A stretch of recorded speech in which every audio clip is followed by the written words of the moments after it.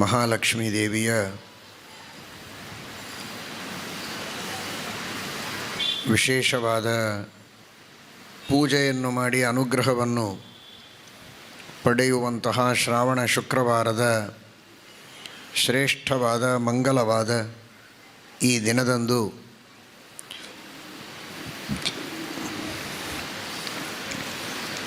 ಮಹಾಲಕ್ಷ್ಮೀಪತಿಯಾದ ಅಂಬರಣೀಪತಿ ವೇದವ್ಯಾಸದೇವರ ಮಾತಿನಲ್ಲಿ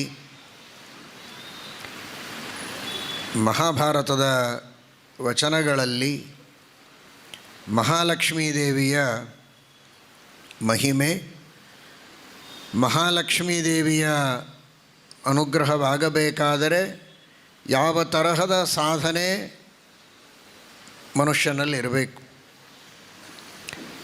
ಎಂತಹ ಸಾಧನೆಯನ್ನು ಗಮನಿಸಿ ಪ್ರೀತಿಯಿಂದ ಮಹಾಲಕ್ಷ್ಮಿ ಅನುಗ್ರಹವನ್ನು ಮಾಡುತ್ತಾಳೆ, ಸನ್ನಿಹಿತಳಾಗ್ತಾಳೆ ಅನ್ನುವುದನ್ನು ಮಹಾಭಾರತ ಬಹಳ ಸುಂದರವಾಗಿ ನಮ್ಮ ಪ್ರಾಚೀನವಾದಂತಹ ಏನು ಸನಾತನ ಸಂಸ್ಕೃತಿ ಇದೆ, ಧರ್ಮ ಇದೆ, ಆಚಾರ ವಿಚಾರಗಳಿವೆ, ಅನುಸಂಧಾನಗಳಿವೆ, ಉಪಾಸನೆಗಳಿವೆ, ಅವುಗಳೆಲ್ಲವುಗಳ ಬಗ್ಗೆ ಬೆಳಕು ಚೆಲ್ಲುವಂತೆ, ಅವುಗಳೆಲ್ಲವುಗಳಿಗೂ ಒತ್ತು ಕೊಡುವಂತೆ ಮಹಾಲಕ್ಷ್ಮೀ ದೇವಿ ತಾನು ಎಂತಹ ಸ್ಥಾನದಲ್ಲಿ ವಾಸ ಮಾಡುತ್ತೇನೆ ಅಂತ ಹೇಳುವ ಮೂಲಕ ಒಟ್ಟು ಧಾರ್ಮಿಕವಾದ ಪ್ರಪಂಚಕ್ಕೇನೆ ಒಂದು ದಿಗ್ದರ್ಶನವನ್ನು, ಮಾರ್ಗದರ್ಶನವನ್ನು ಮಾಡ್ತಾ ಇದ್ದಾಳೆ. ಅಂತಹ ಮಹಾಲಕ್ಷ್ಮಿಯ ಸಂದೇಶ, ವೇದವ್ಯಾಸದೇವರ ಉಪದೇಶ, ಅವುಗಳನ್ನು ಸ್ವಲ್ಪ ತಿಳಿಯುವುದಕ್ಕೆ ಪ್ರಾರಂಭ ಮಾಡೋಣ. ಬಹಳ ವಿಸ್ತೃತವಾದದ್ದು.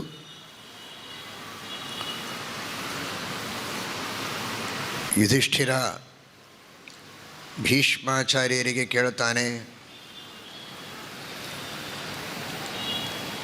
ಎಂತಹ ಸಂದರ್ಭದಲ್ಲಿ ಮನುಷ್ಯನಿಗೆ ಸೌಭಾಗ್ಯದ ಬಾಗಿಲು ತೆರೆಯುತ್ತೆ, ಮಹಾಲಕ್ಷ್ಮಿಯ ಕೃಪಾ ಕಟಾಕ್ಷ ಮನುಷ್ಯನ ಮೇಲೆ ಬೀಳುತ್ತದೆ, ಒಬ್ಬ ವ್ಯಕ್ತಿಯ ಮೇಲೆ ಬೀಳುತ್ತದೆ, ಅವನ ಉದ್ಧಾರವಾಗತ್ತೆ.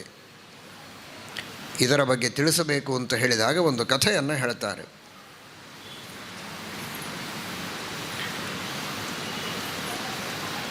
ಸಾಕ್ಷಾತ್ ಇಂದ್ರದೇವರು, ನಾರದರು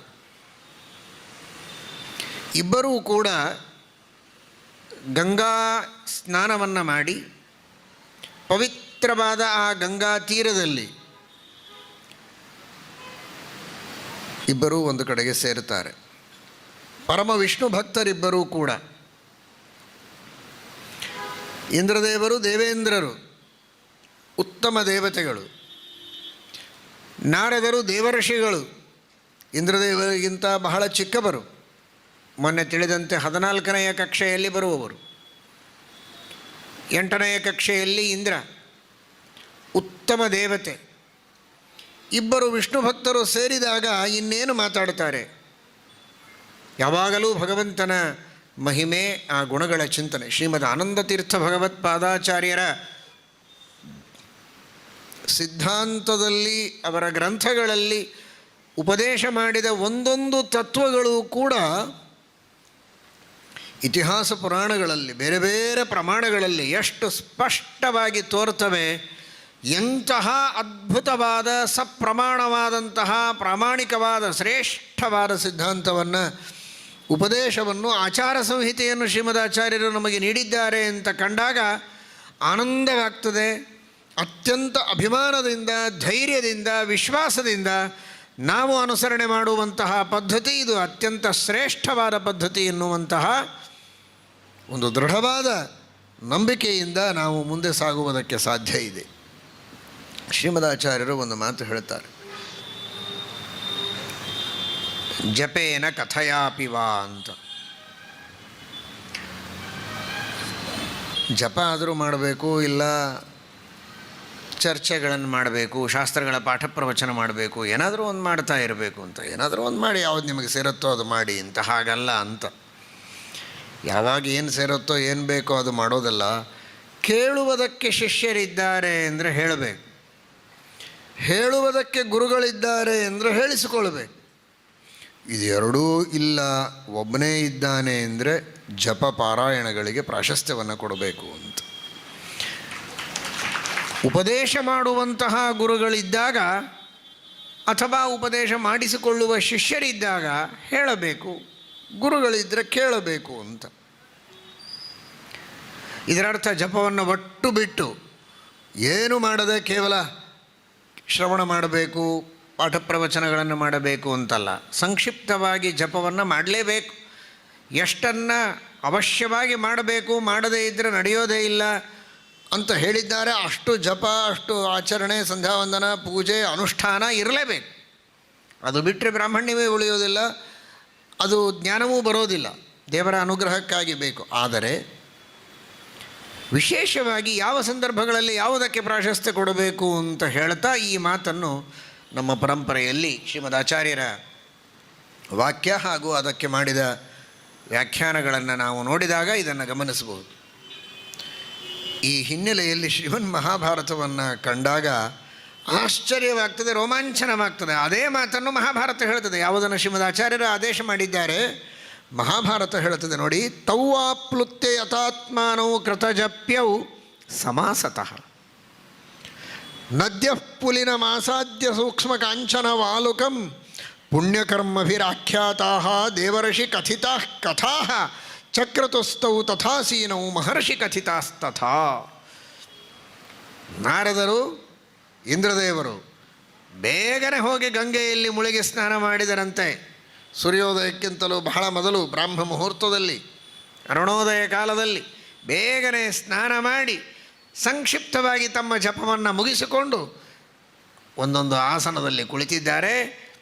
ದೊಡ್ಡ ದೊಡ್ಡ ಮಹರ್ಷಿಗಳೆಲ್ಲ ಚರ್ಚೆ ಮಾಡಿದಂತಹ ವಿಷಯಗಳು, ಭಾರೀ ಭಾರೀ ಪುಣ್ಯಕರ್ಮವಂತರು ಮಾಡಿದಂತಹ ಅನೇಕ ಭಗವಂತನ ಕಥೆಗಳು, ಆ ಎಲ್ಲ ಕಥೆಗಳನ್ನು ಒಬ್ಬರು ಹೇಳಬೇಕು, ಒಬ್ಬರು ಕೇಳಬೇಕು. ಆ ರೀತಿ ತನ್ಮಯರಾಗಿ ಹೋಗಿದ್ದಾರೆ. ಹರಿಕಥೆಯಲ್ಲಿ, ಹರಿಕಥಾಮೃತದಲ್ಲಿ ಮುಳುಗಿದ್ದಾರೆ. ಯಾವ ವಿಚಾರವೂ ಇಲ್ಲ. ಸ್ನಾನ, ತಮ್ಮ ಆಹ್ನಿಕ ಜಪ ಏನು ಮಾಡಬೇಕೋ ಅಷ್ಟನ್ನು ಸಮಾಸತಃ ಸಂಕ್ಷಿಪ್ತವಾಗಿ ಮುಗಿಸಿಕೊಂಡಿದ್ದಾರೆ. ಯಾಕೆ ಅಂದರೆ ಇನ್ನೊಬ್ಬ ಜ್ಞಾನಿಗಳು ಜೊತೆಗಿದ್ದಾರೆ, ಹಂಚಿಕೊಳ್ಳಬಹುದು ಪರಸ್ಪರವಾಗಿ. ಇಲ್ಲಿ ಅಂತೂ ಇಂದ್ರದೇವರು ದೊಡ್ಡವರು, ನಾರದರು ಚಿಕ್ಕವರು. ಹೀಗಾಗಿ ಒಬ್ಬರು ದೊಡ್ಡವರು, ಒಬ್ಬರು ಚಿಕ್ಕವರು, ಒಬ್ಬರು ಹೇಳಬಹುದು, ಒಬ್ಬರು ಕೇಳಬಹುದು. ಇದಕ್ಕೆ ಅವಕಾಶ ಇದೆ. ಇದನ್ನು ಯಾಕೆ ವ್ಯರ್ಥ ಮಾಡಬೇಕು? ಅದರಿಂದ ಉತ್ತಮವಾದ ಜ್ಞಾನವನ್ನು ಮೀರಿಸುವಂತಹ ಅತ್ಯದ್ಭುತವಾದ ಪ್ರಕಾಶ, ಕೋಟಿ ಸೂರ್ಯ ಪ್ರಕಾಶವಾದಂತಹ ಒಂದು ತೇಜೋಮಯವಾದ ಮಂಡಲವೇ ಕೆಳಗಿಳಿದು ಬರ್ತಾ ಇದೆ ಅಂತ ಅನ್ನಿಸ್ತಾ ಇದೆ. ಸೂರ್ಯನೇ ಬರ್ತಾನೋ, ಸೂರ್ಯನಿಗಿಂತಲ ದೊಡ್ಡದು ಇನ್ನೇನಾದರೂ ಬರ್ತಾ ಇದೆಯೋ ಅಂತ. ಗತಂ ತಿರಶ್ಚೀನಮನೂರು ಸಾರಥೇ ಪ್ರಸಿದ್ಧ ಮೂರ್ಧ್ವಜ್ವಲನಂ ಹವಿರ್ಭುಜ ಪತತ್ಯಧೋಧಾಮ ವಿಸಾರಿ ಸರ್ವತಃ ಕಿಮೇತದಿತ್ಯಾಕುಲಮೀಕ್ಷಿತಂಜನೈ. ಮಾಘ ಹೇಳುವಂತೆ ಅಗ್ನಿಯಾಗಿದ್ದರೆ ಗತಂ ತಿರಶ್ಚೀನಮನೂರು ಸಾರಥೇ ಪ್ರಸಿದ್ಧ ಮೂರ್ಧ್ವಜ್ವಲನಂ ಹವಿರ್ಭುಜ. ಅಗ್ನಿ ಮೇಲೆ ಜ್ವಲಿಸ್ತಾನೆ, ಸೂರ್ಯ ಹೀಗೆ ವಕ್ರವಾಗಿ ತಿರುಗುತ್ತಾನೆ, ಮೇಲಿನಿಂದ ಕೆಳಗಿಳಿಯೋದಿಲ್ಲ. ಆದರೆ ಮೇಲಿನಿಂದ ಕೆಳಗೆ ಈ ತೇಜೋಮಂಡಲ ಇಳೀತಾ ಇದೆ ಅಂದರೆ ಇದೇನಿರಬಹುದು ಅಂತ ಅರ್ಥವಾಗಲಿಲ್ಲ ಅಂತ. ಪತತ್ಯಧೋಧಾಮ ವಿಸಾರಿ ಸರ್ವತಃ ಕಿಮೇತದಿತ್ಯಾಕುಲಮೀಕ್ಷಿತಂಜನೈ. ಆ ರೀತಿಯಲ್ಲಿ ನೋಡ್ತಾ ಇದ್ದಾರೆ ಇದೇನು ಅಂತ. ಅದು ಸಾಕ್ಷಾನ್ ಮಹಾಲಕ್ಷ್ಮಿ.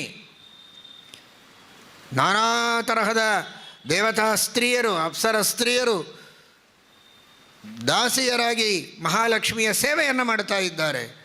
ದಿವ್ಯವಾದಂತಹ ರೂಪ, ನಾನಾಭರಣಗಳಿಂದ ಭೂಷಿತವಾದಂತಹ ರೂಪ, ಸಕಲ ಜಗತ್ತಿನಲ್ಲಿರುವ ಸೌಂದರ್ಯವನ್ನು ಮೀರಿಸುವಂತಹ ಅತ್ಯಂತ ದಿವ್ಯವಾದ, ಗುಣಮಯವಾದ, ಮಂಗಲಮಯವಾದಂತಹ, ಮಾಂಗಲ್ಯಪ್ರದವಾದಂತಹ ರೂಪ.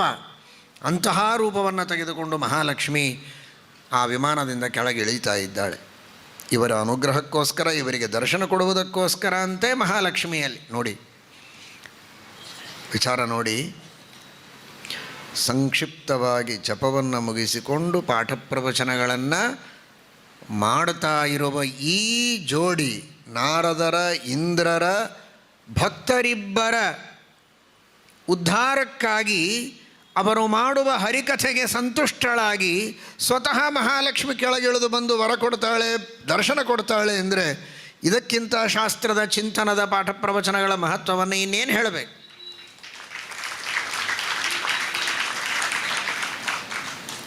ಆ ರೀತಿ ತನ್ನ ತಪಸ್ಸಿಗೆ ವಿಶೇಷವಾಗಿ ಸಂತುಷ್ಟಳಾಗಿ ಅನುಗ್ರಹವನ್ನು ಮಾಡುವಂತಹ ಆ ಮಹಾಲಕ್ಷ್ಮಿಯ ಉಪಕಾರವನ್ನು ಎಂದಿಗೂ ಮರೆತಿಲ್ಲ, ಅವಳ ಮಹಿಮೆಯನ್ನು ಎಂದಿಗೂ ಮರೆತಿಲ್ಲ.